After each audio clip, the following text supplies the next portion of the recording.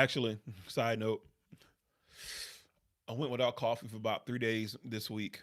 And maybe about every month and a half, I'll go without coffee just to reset my body, just to reset my body. But here I am, hashtag more coffee.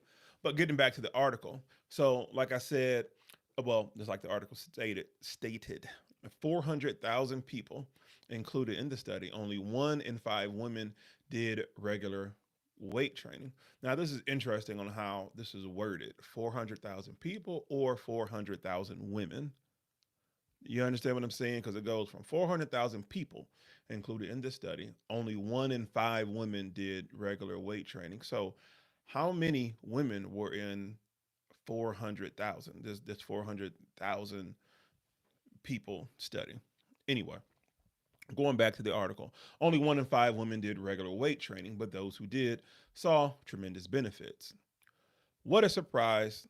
What surprised us the most was the fact that women who do muscle strengthening had a reduction in the cardiovascular mortality by 30%. Gulati says, we don't have many things that reduce mortality in that way. It's kind of tough for me to read this article, and maybe it's me. I don't like or care for how it's worded. Women who do muscle strengthening. I don't know. Type in the chat if there's a better way how to word that. Maybe it's me.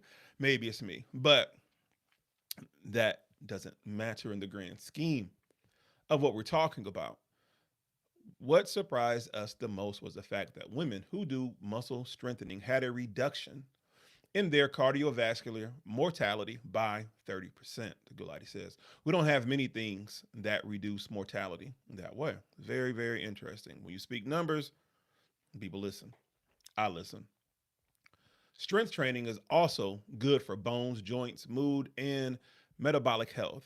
And at a time when many women focused on aerobic activity, cardio, and hesitate to do weight training, the findings add to the evidence that a combination of both types of exercise is powerful medicine. Both should be prescribed, Gulati says. Now, one of the best ways that I know how to train my clients to get a combination of both of cardio and weight training is HIT training, high intensity interval training.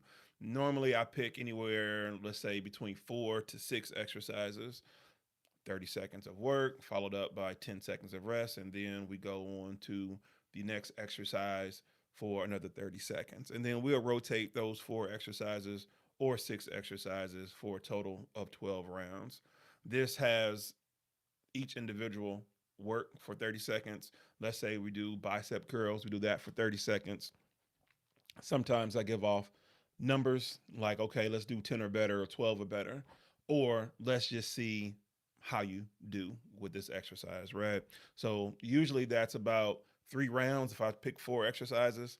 And the first set, the first revolution, I'm just watching, just getting a gauge for, their positioning, form, and what does this exercise feel like to them. And I have to be very careful of don't do this, don't do that, don't do that, don't do this. It's just fill it out first.